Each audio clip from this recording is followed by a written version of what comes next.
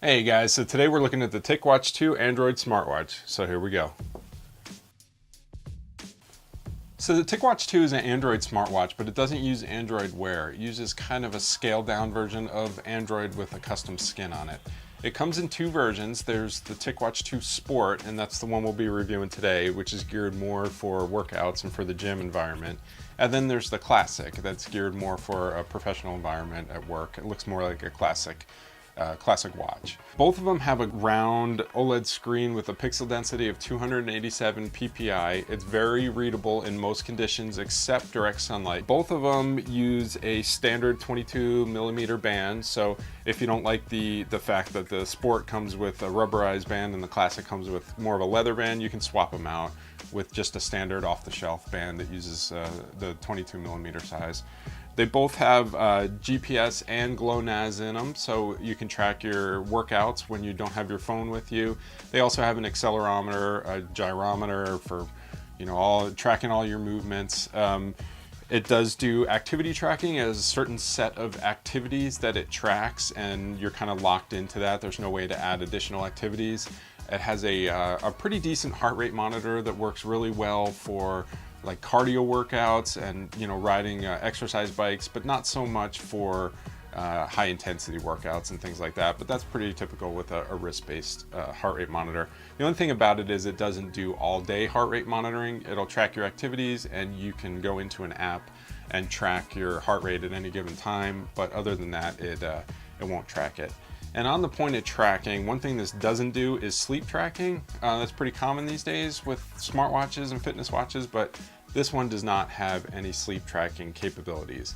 There is a store where you can go and you can add apps that people have written and custom watch faces. There's a ton of watch faces in there, but there's only just a sprinkling of apps at this point. That may change in the future.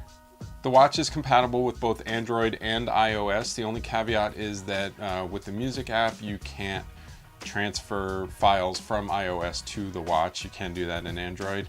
On that point, you can load files onto the watch and play them directly from the watch with a Bluetooth headset without having to have your phone. So you could really track your entire workout and listen to music with just the watch without having your phone there. It's also IP65 certified, which means you don't have to worry about sweating while you're working out. You can wash your hands, splash water on it, it'll be fine, but don't take it in the shower, don't take it swimming. You'll lose it at that point.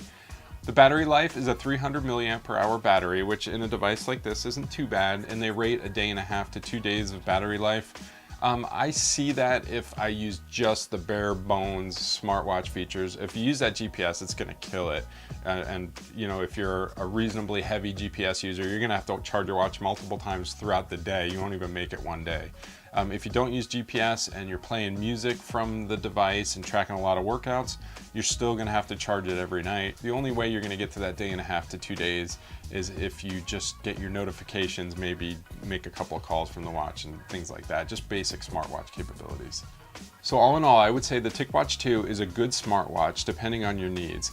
If you're looking for just straight smartwatch capabilities, it's actually a really nice device. It's very responsive, the screen is beautiful, and it has all the basic features. You get your notifications, you can change watch faces, and the addition of being able to dial out from this watch and take calls on it is a nice addition.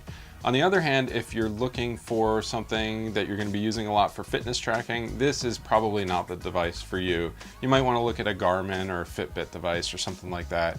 This does have fitness tracking capabilities, but they're pretty limited with that small selection of activities you can track, the fact that the heart rate monitoring doesn't do all day heart rate monitoring, and there's no sleep tracking. It's all kind of limited. It's almost like the fitness part of it was an afterthought. So I wouldn't recommend it for fitness tracking. For basic smartwatch capabilities, I would recommend it. It's actually a really nice device for that. So I hope you guys found this informative.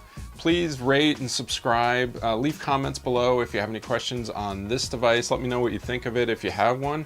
And if you have any other ideas for future videos, please let me know that too. I'm also on Facebook, Twitter, Instagram, Telegram, so feel free to reach out to me on any of those. And I will see you guys in the next video. Thanks so much.